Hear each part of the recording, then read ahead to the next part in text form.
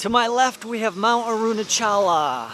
To my right, we have temples. And along this street, we have pilgrims, people walking with their shoes off the 6 kilometers around this place.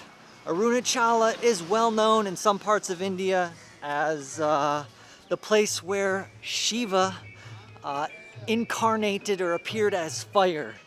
And there's a special event, Deepam, where they'll carry hundreds of ghee, hundreds of pounds of ghee up to the top and burn it every night for 7 to 10 days. Beautiful, amazing festivities. There's a well-known temple here, a Shiva temple. I'm telling you guys this because this is one of my favorite places in the world at the moment. I am so happy to be back here. If you've been following the channel, I've been in Sri Lanka for a month, made some videos there, was happy to meet Sri Lankans. If you're watching this channel, thanks so much for the hospitality. But the fact that I have a home here, I've been here for a number of years, it feels so good to be back. There's an announcement I'll say at the end of the video too, so stay tuned for that. But I don't necessarily talk too much about this place, partially for selfish reasons. I was wondering, like, if the channel gets really big, I don't want a bunch of more people to come, because it's like a small place, it's a small city.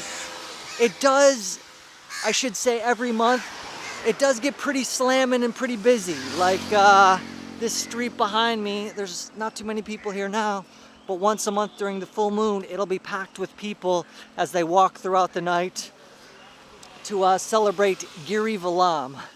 And it's a tourist destination in its own right, but most of the time it's pretty quiet. The summer months, when it's like 105 degrees Fahrenheit or over 40 degrees Celsius, this place is quiet. I'm here, I came here for a retreat many years ago in 2018. One of the things I loved was just this road around the mountain. It's full with sadhus and people hanging out, people living along the sides, or I've met some sadhus who will go off into the forest and they'll camp. I had these romantic notions when I first came that, you know, like if things went bad at my work, I could just become a sadhu myself living outside here. I don't think I actually could do that. It would be tough during the summer months, extremely tough. There's mosquitoes, it would be a big challenge. So the people that are doing it, amen, amen for them. There's also like, I had this romantic notion too that everyone was like seeking spiritual enlightenment, which like many things in the world and India is not fully true. You know, some of the people are living here because maybe they don't have another place to go. So again, I'm saying this stuff because I wanted to share a little bit more about Tiruvannamalai, the place I'm in, because this is maybe a pivotal moment after going to Sri Lanka for a month and maybe not getting back into India. There was, it wasn't looking good there for a minute. I got my flight canceled. I was wondering, what kind of visa should I get? Do I only get a 30-day tourist visa? Then I would have to leave again. It would be a big hassle. So if you want to see more about that journey, how to get a visa in India, check last week's video. And now that it's the end of the year in America, we have a big holiday, Christmas. I'm sure you've heard of it, even though you may not celebrate it if you're Indian. But has me thinking, what am I going to do this year? I know I have some travels planned, but you know, when I first came, I had this idea that I would spend a lot of time, not in meditation, but doing quiet things and having a lot of space to enjoy this place and just kind of enjoy like a quiet life. And in many ways my life is like that, but I'm online a lot. I have a number of projects that are fun for me. I'm not saying they're bad, but it keeps me pretty busy. So excuse me, hello. What was I saying there? Basically, I'm online a lot, keeping me pretty busy with projects. The projects I love, so what's up guys?